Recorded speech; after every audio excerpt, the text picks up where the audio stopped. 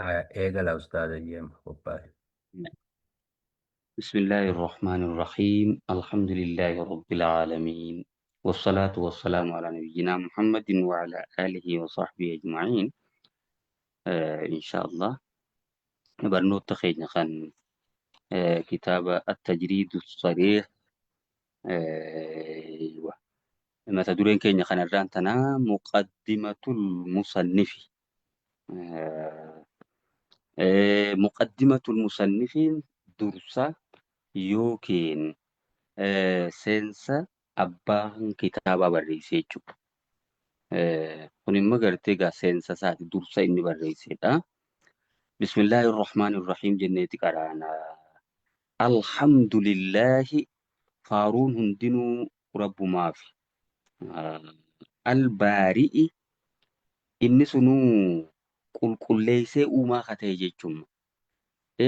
Uumamni inni uumu kuni qulqulluu ilaamu. Koodii adda addaa itti kenneeti uuma jechuudha. Namninis namoo fakkaata. Bineensinis bineensa fakkaata. Sanyiin hundinuu akkasitti walitti dhiyaachaatiin uumamti jechuudha.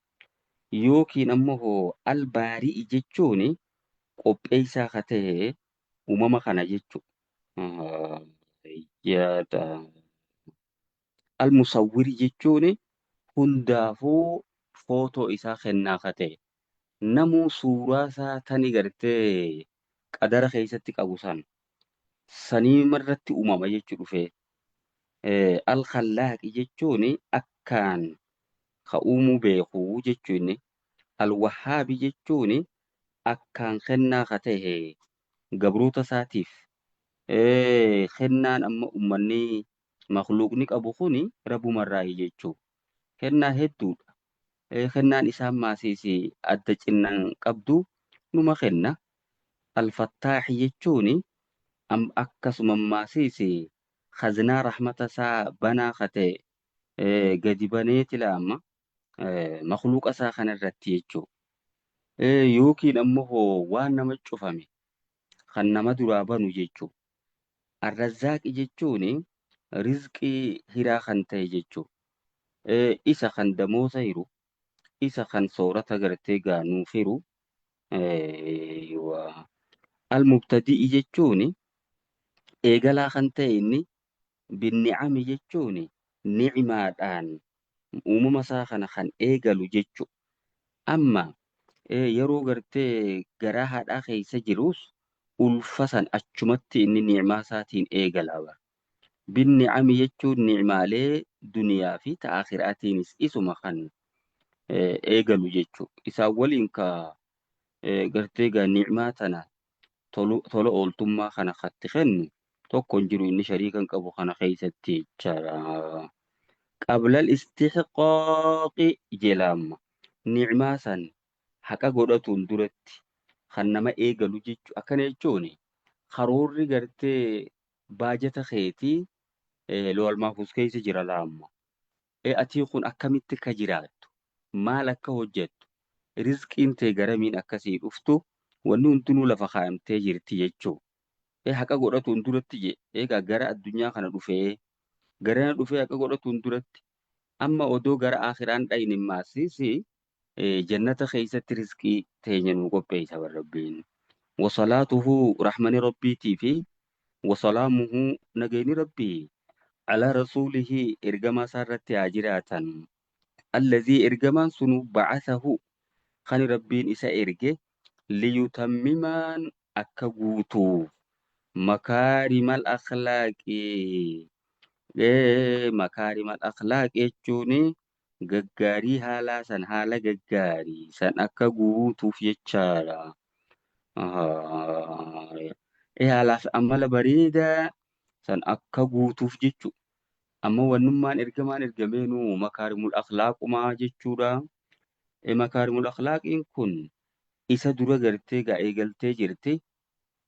Inni immoo guutuuf amma islaamummaa akka jirutti diin ergamaan sallallahu alaihi wasallam ittiin ergame kana makaarimul akhlaaquma godhee fixee baramma.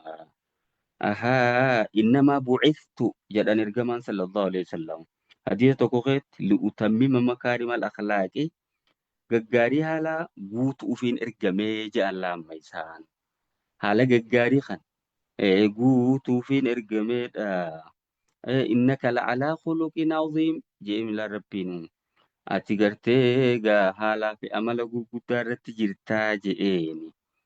Ergamaan sallallahu alaihi wasallam waa'ee diinal islaam kana manatti fakkeessan. Wanni ergameen kun diiniin kun akka mana ijaaramee irraa dhumee bakki bulukee tokko qofti hafteetii jedhan. Adiin sayya keessatti. Ayyee namni gartee mana san dhufee seene manni kun finishingiin isaa hundirraa dhume bakka takkitti bulukee tokkicha san malee jechuudha. Bulukeenni sun ana amma islaamummaan isaan dura Aadam irraa kaasee akkasitti deemaa dhufte. Isaan ammoo gartee egaa xumura nabiyyootaati. Xumura ergamtootaati. Al-yawma akmaltu lakum diinakum jee rabbiin ulaamma. Saniifuu ayyee isaan kun xumura isaaniiti waan ta'aniif diin kun isaaniin guutame jechaadha.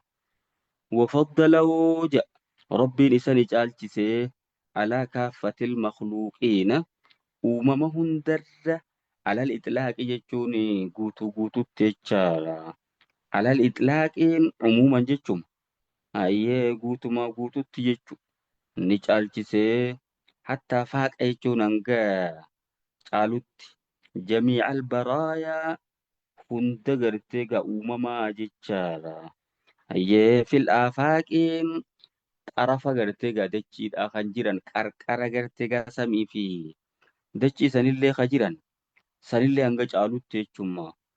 Asiin hanga xarafaatti deemi garayyumaanuu tokko makluuqni jiru sun hundinuu gartee gaa ergamaa gadi jechuudha sadarkaa keessatti.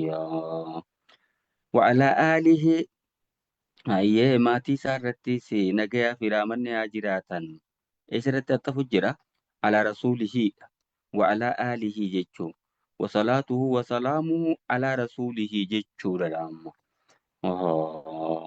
الكرام يجوني إسان سنوه قرقودو خطان خبجمو خطان جيتشو الموصوفون الموصوفين يجون إسان سن إبسمو خطان بكثرة الإنفاق أي خن هدومين خنات جيتشو ما إيوا باسوطان karaa rabbii keessatti kennuudhaan karaa haqaa irratti gartee gaa kennuudhaan hedduu kennuudhaan kan ibsaman jechuudha.